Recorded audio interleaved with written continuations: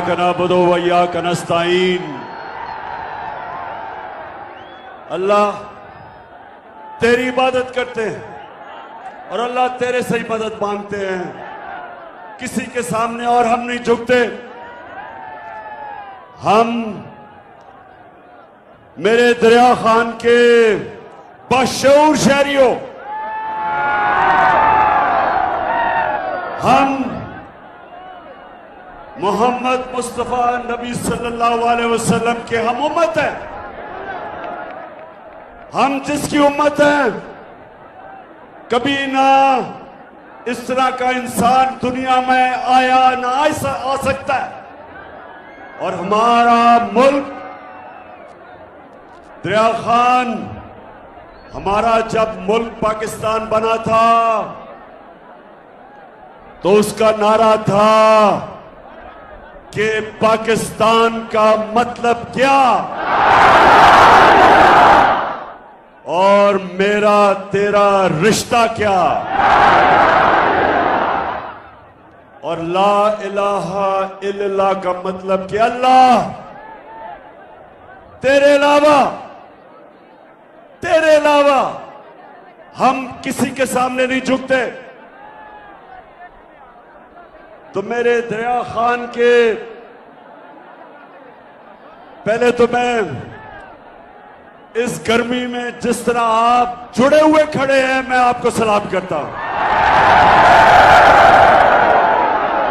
मैं अल्लाह का शुक्र अदा करता हूं कि आपने यहां इस तादाद में आके मुझे इज्जत दी।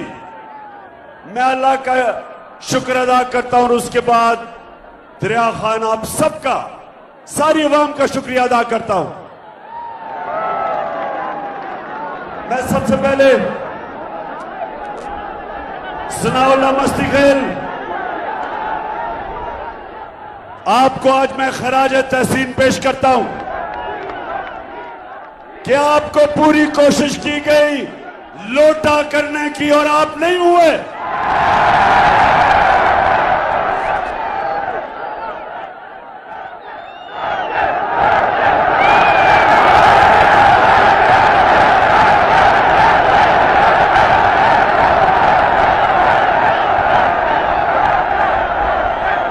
माशाअल्लाह, माशाअल्लाह, आपके शऊर को भी सलाम करता हूं।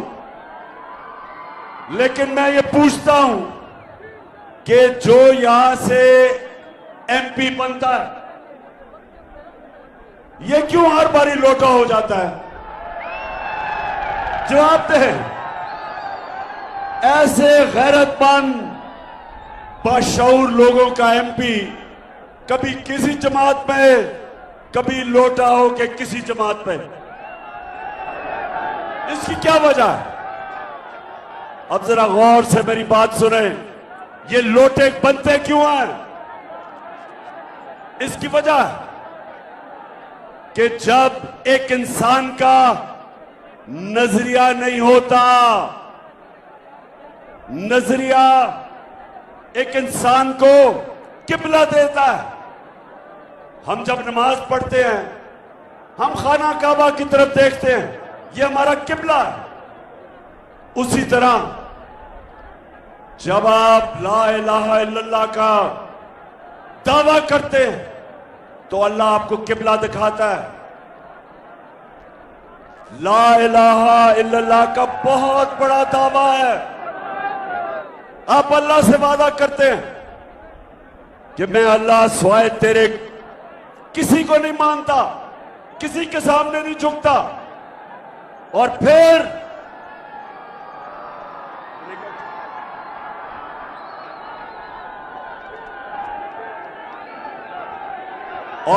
आप कहते हैं मोहम्मद रसूल अल्लाह के, अल्लाह तेरा जो पैगंबर है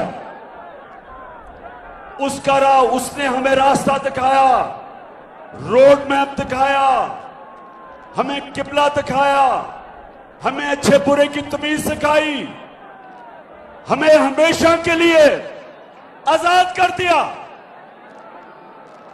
तो मेरे दरिया खान के बाशऊर शहरियों, लोटा तब होता है जिसका कोई किबला नहीं होता। जिधर से उसको फायदा नजर आता है, लोटे का मुंह उधर हो जाता है।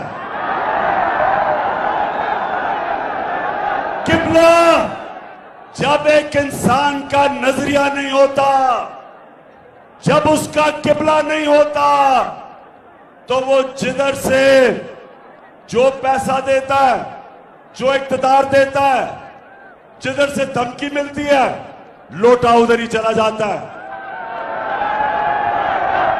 और जब एक मुल्क के अंदर लोटों की तादाद बढ़ जाती है, वो मुल्क को तबाह कर देते हैं।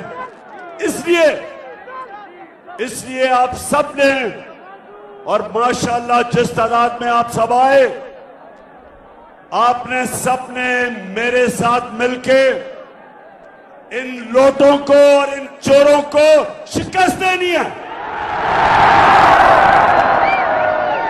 दरिया खान, हाथ खड़ा करके मुझे बताओ कि तैयार हो आप? तैयार हो सब? मेरी बहनें, आप सब तैयार हो? आपकी मैं ड्यूटी लगा के जा रहा हूं।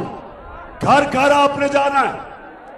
हर दरवाजे पे आपने एक ही बात करनी है कि ये इलेक्शन नहीं हो रहा, ये हकीकी आजादी की जहाद हो रही है। हम देखेंगे, लाजिम है कि हम भी देखेंगे, हम देखेंगे, हम देखेंगे। ये जहाद किसके खिलाफ हो रही है? अमेरिका की साजिश के तहत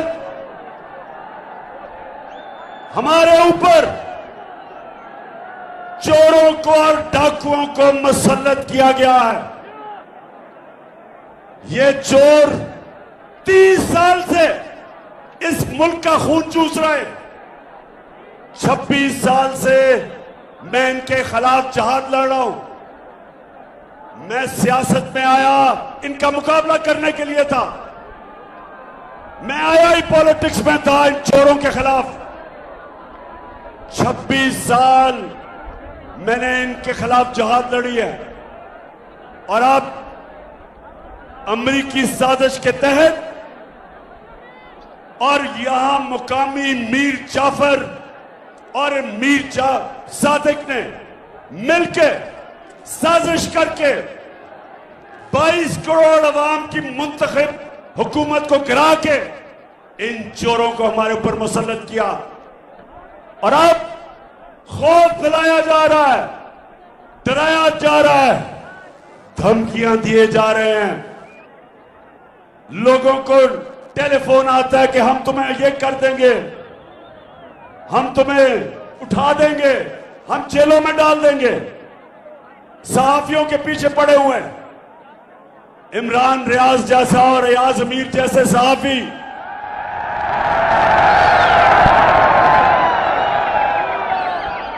अरशद शरीफ जैसे मुहिब्बे वतन सहाफी उनके खिलाफ FIR कट रही हैं। इमरान रियाज को पकड़ के उसके ऊपर साइकोलॉजिकली, मेंटली, ज़हनी तौर पे टॉर्चर किया गया उसको, सिर्फ एक वजह से कि ये चाहते हैं कि हम इन चोरों को तस्लीम कर लें। दरिया खान, बताओ, हम कभी भी इन चोरों को तस्लीम करेंगे? हम कभी भी इन अमेरिका के गुलामों को तस्लीम करेंगे?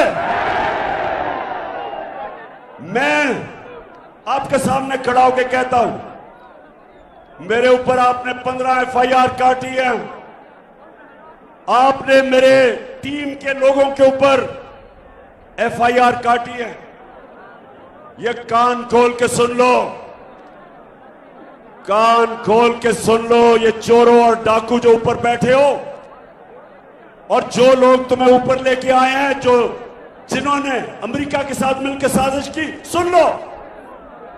मैं आज कहता हूं कि अगर मेरी जान भी कुर्बान हो, मैं कभी इन चोरों को कभी तस्लीम नहीं करूंगा।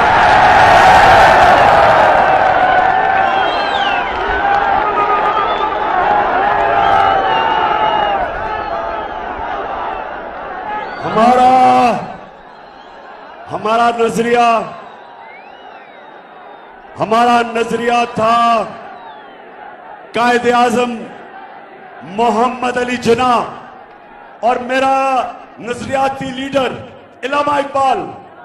उन्होंने जब पाकिस्तान का सोचा था तो वो ये चाहते थे कि अंग्रेजों की गुलामी से हम निकल के कहीं हम हिंदुओं की गुलामी ना करें। इसलिए उन्होंने पाकिस्तान के लिए जद्दोजहद की थी, लोगों ने कुर्बानियां दी थी। और अगर किसी का ख्याल है कि हम हिंदुओं और अंग्रेजों की गुलामी से निकल के आज हम अमेरिका की गुलामी करेंगे, किसी गलत फहमी में ना रहो।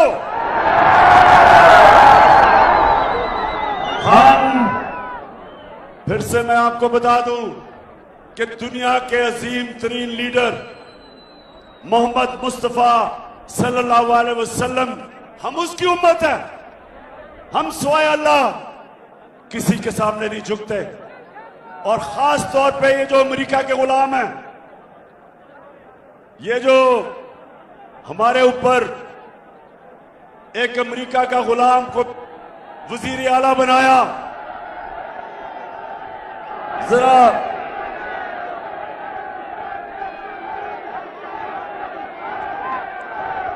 अमेरिका का जो गुलाम है ये जरा सुने। जब मैं आया हूं तो आप समझेंगे शायद ये मांगने आया है। मैं मांगने नहीं आया, लेकिन मजबूरी है हमारा। जिस तरह माजी में 75 साल में आपने हमारा हाथ उठाया है, कुछ ऐसा आप हाथ उठा दें तो कहने का मैं वादा करता हूं कि इंशाअल्लाह हम पूरी कौम हम मिलकर दिन रात मेहनत करेंगे, पसीना गलाएंगे, अपने कौम पे खड़े होंगे इंशाअल्लाह, जरूर खड़े होंगे इंशाअल्लाह। यानी के कह रहा है कि हम बड़े मजबूर हैं, हम तो बेकारी हैं, इसलिए हमें अमेरिका की गुलामी करनी है। और हम तो बस आपके मैरून मिन्नत हैं, हमें थोड़े पैसे दे दो।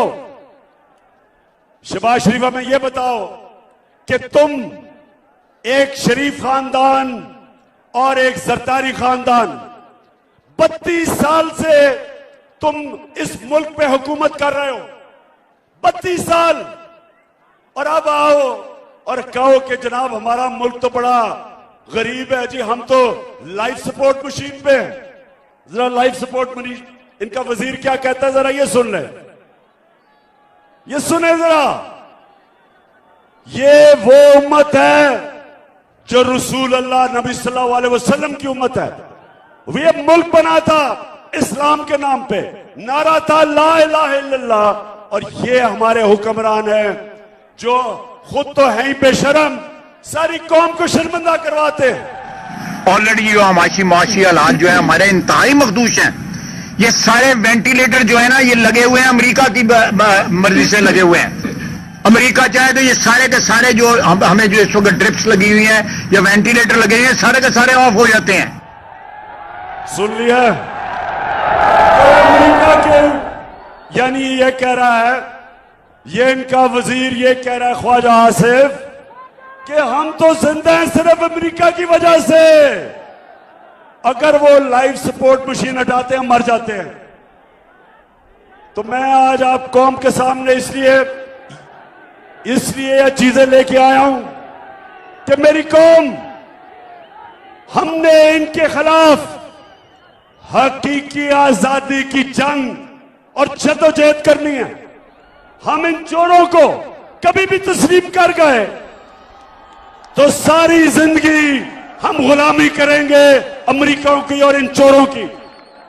इसलिए ये जो यहां का मुकामी लोटा है, जो बार बार लोटा होता है, आपने इसको शिकस्त देनी है।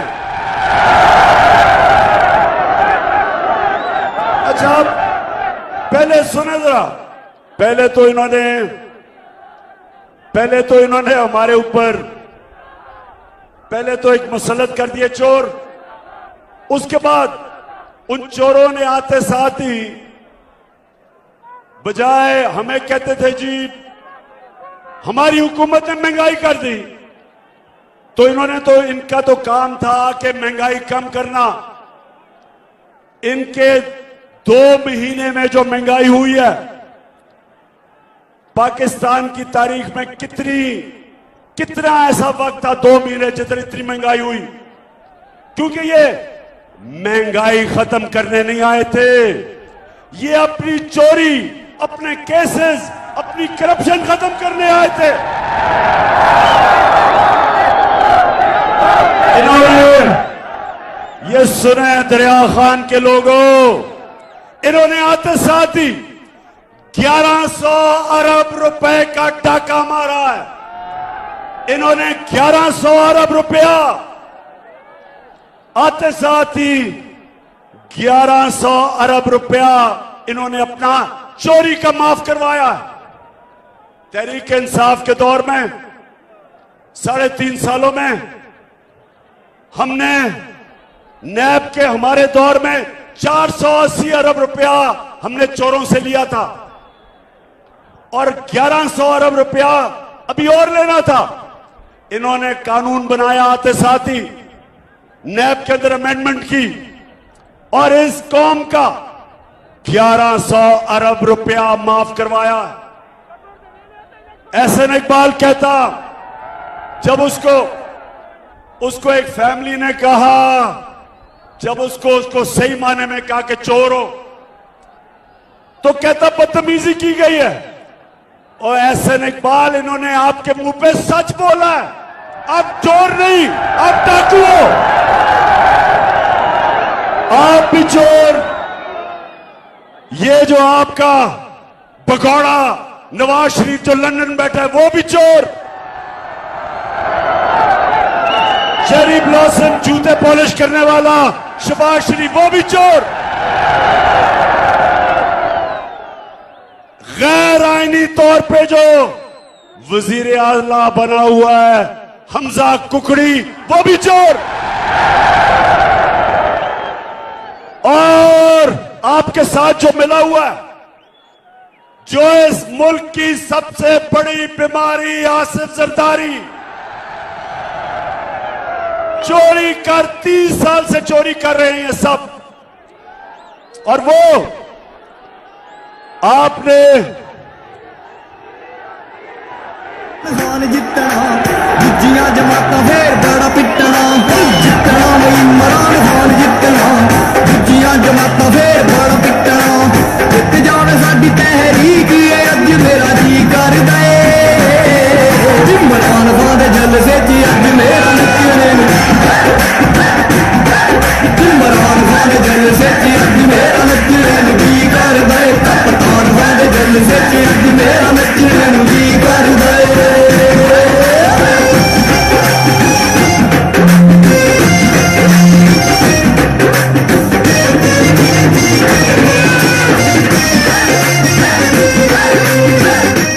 अच्छा जी, अच्छा सुनो, आपने कराची देखा, आज कराची में हालात देखे। ये 14 साल से ये जरदारी और इसके चोरों का टोला बैठा हुआ है सिंध में। सिंध का पैसा चोरी करके बाहर मुल्क भेज देते हैं। जो पैसा खर्च होना था कराची की बेहतरी के लिए वो मुल्क से बाहर चला जाता है। और आप देखें कि क्या हाल है सिंध का और कराची का। कराची पाकिस्तान का फाइनेंशियल कैपिटल है। जब कराची ऊपर जाता है सारा पाकिस्तान ऊपर जाता है। हाल देखें कराची का, इन चोरों ने क्या किया। तो ये सारे चोर इकट्ठे होके आज अमरीकी साजिश के तहत मुल्क के ऊपर बैठ गए। तो मुझे बताएं, मुझे फिर से बताएं, मैं बड़ी दूर से आपके पास आया हूं, फिर से बताएं कि आप तैयार हो। माशाअल्लाह। अच्छा आप सुने, इनकी जो कैंपेन कर रही है इन चोरों की, वो है झूठों की शहजादी।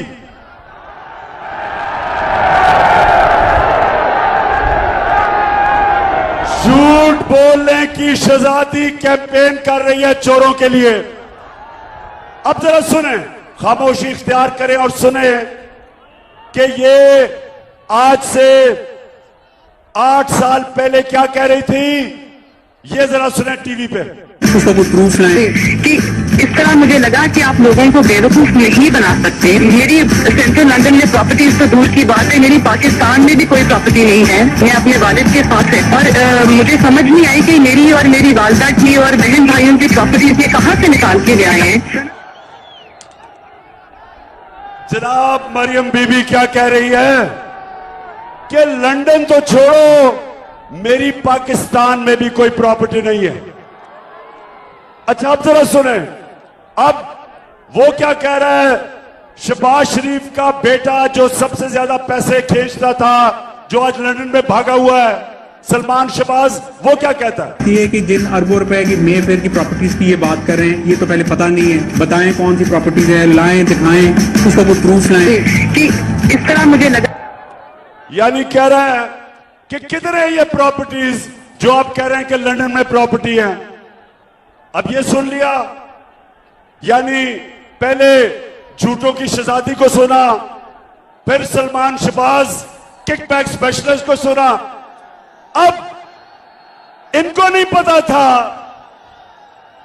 पता था कि अल्लाह अल हक है, सच का खुदा है। 2 साल के बाद एक इंकशाफ होता है, बैनुल अक़वामी इंतशार,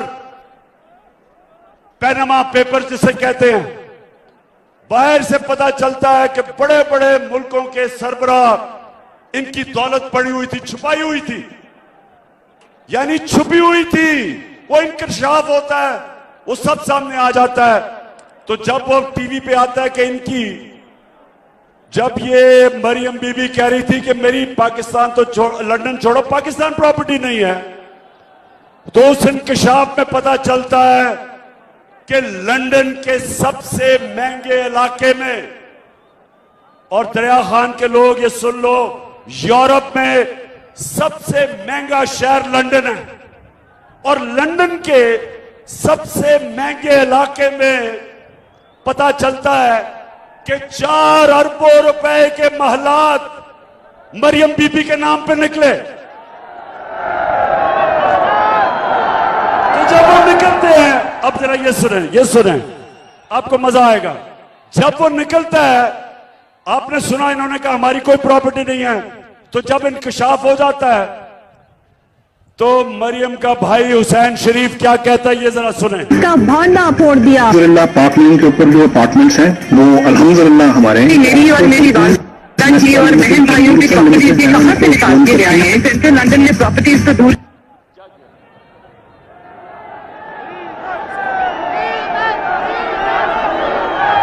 अल्हम्दुलिल्लाह हमारे हैं। मेरी और मेरी वालदा अब की ये सुने,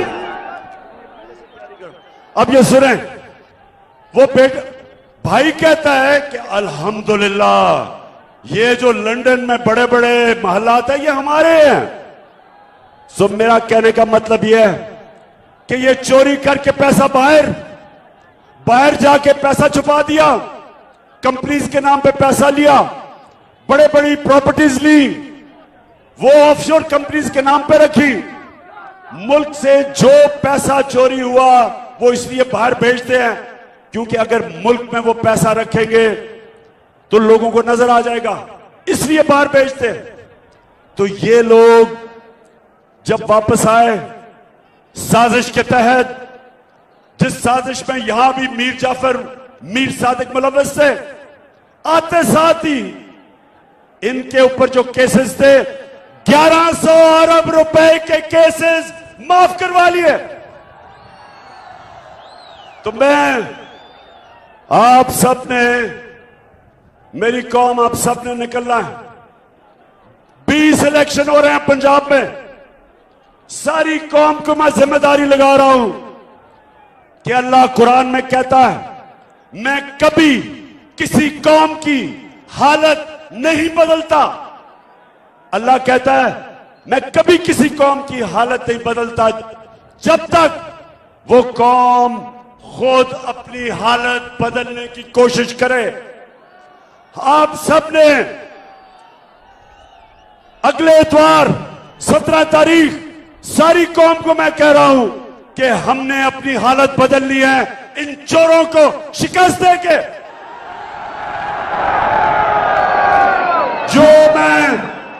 जो मैं सारे पाकिस्तान में 26 साल से पॉलिटिक्स कर रहा हूं, 2018 के इलेक्शन में, जनरल इलेक्शन में जब मैं गया कैंपेन करने, तो मैं दरिया खान मैं आपके सामने ये कहता हूं कि 2018 में मैंने कभी पब्लिक को इस तरह निकलते नहीं देखा जो इस बाई इलेक्शन में निकली है पब्लिक। और मेरे में कोई शक नहीं कि जो मर्जी ये कर लें, ये किसी सूरत 20 के 20 इलेक्शन, एक इलेक्शन नहीं ये जीत सकते चोर।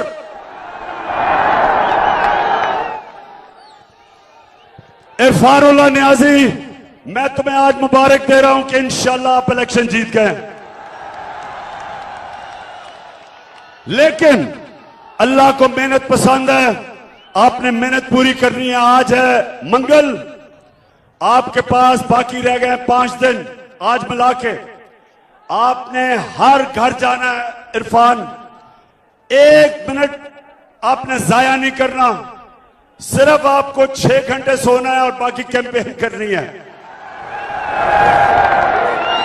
और सनाउल्लाह, आपने मदद करनी है। और मेरे जो मियां वाली के टाइगर आए हुए हैं सारे, अमजद खान, सबकी मैं जिम्मेदारी लगा रहा हूं। सप्तान, हाँ, गजनफर चीना आप भी, हाँ आमिर आप भी, सबने आपने एक दिन जाया नहीं करना, एक घंटा जाया नहीं करना, क्योंकि हमने जीतना है। क्योंकि ये इलेक्शन तो नहीं जीत सकते। अब इनका सिर्फ एक प्रोग्राम बना हुआ है, धांधली करने का।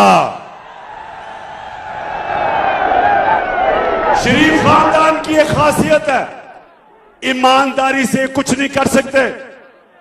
बिजनेस है तो वो 2 number, politics 2 number, election 2 number. और जब ये नवाज शरीफ क्रिकेट मैच खेलता था बागे जना में, उधर भी अपने अंपायर खड़ा करता था।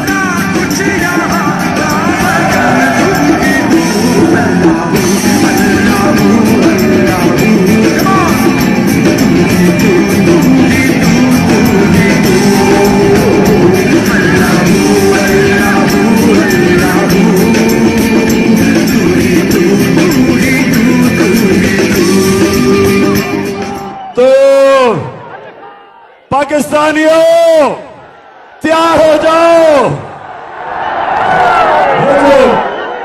अब ये चोर जो हैं सारे धांधली के लिए उतरे हुए हैं, इलेक्शन कमीशन को साथ मिलाया हुआ है। जो chief election commission Sikandar public को बताओ, आज सच बताओ कि कितनी दफा मरियम और हमजा कुकड़ी के पास गए थे, बताओ सबको। बताओ कि किस तरह तुम बैठ के तैयारी कर रहे हो इलेक्शन में धांधली करने के लिए। और मिस्टर एक्स, एक मिस्टर एक्स भी है, इसको हुक्म मिला हुआ है कि तुमने किसी सूरत इन चोरों को जिताना है। तो मिस्टर एक्स, मुझे नई खबर मिली है कि तुमने मिस्टर वाई को मुल्तान पहुंचा दिया धांधली के लिए। तो मिस्टर एक्स और मिस्टर वाई, आज सारी कौम के सामने मैं आपको चैलेंज कर रहा हूं कि मेरी कौम आपकी धांधली के बावजूद आपको फेंटा लगाएगी, जीतेगी इलेक्शन। करेगा सब कप्तान, नया बनेगा पाकिस्तान, नया बनेगा पाकिस्तान, नया बनेगा पाकिस्तान। तो ये धांधली की तैयारी कर रहे हैं। दूसरा लोगों में खौफ फैला रहे हैं। जिस तरह इमरान रियाज को इन्होंने बंद करके ज़हनी तौर पे उसके ऊपर तशद्दुद किया, जिस तरह एयाज अमीर को मार पड़वाने और जलील करने की कोशिश की, जिस तरह समी इब्राहिम को फिर साबिर शाकिर को मुल्क से बाहर भागना पड़ा, और हमारे अरशद शरीफ तुम्हें आज खास सारी कौम के सामने सलाम पेश करता हूं, जिस तरह तुम डटे हुए हो। और सुनो दरिया खान, सुनो अब मेरी बात, अभी आता हूं उसके ऊपर। दरिया खान, एक मेरी बात सुनो। जब हजरत इमाम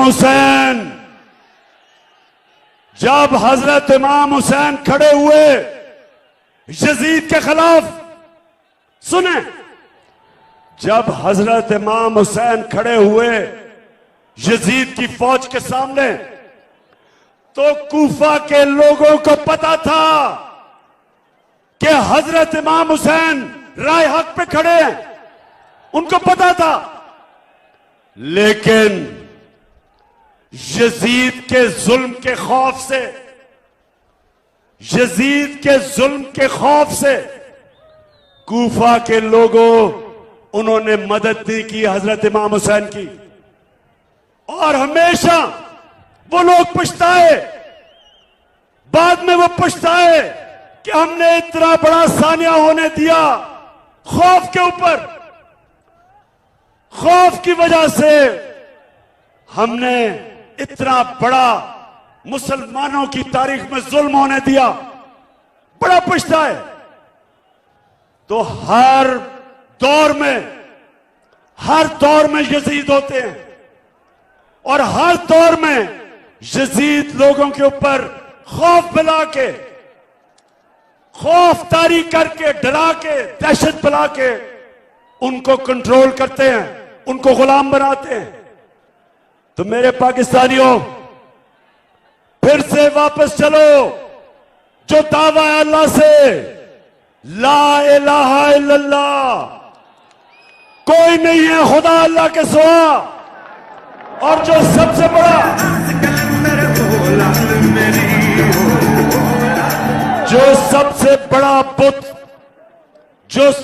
बड़ा बुत है, हम सिर्फ जब कहते हैं अल्लाह तेरे सिवा किसी के सामने नहीं झुकेंगे, हमें यह तसव्वुर होता है कि पत्थर के बुतों के सामने नहीं, हम मूर्तियों के सामने नहीं झुकेंगे।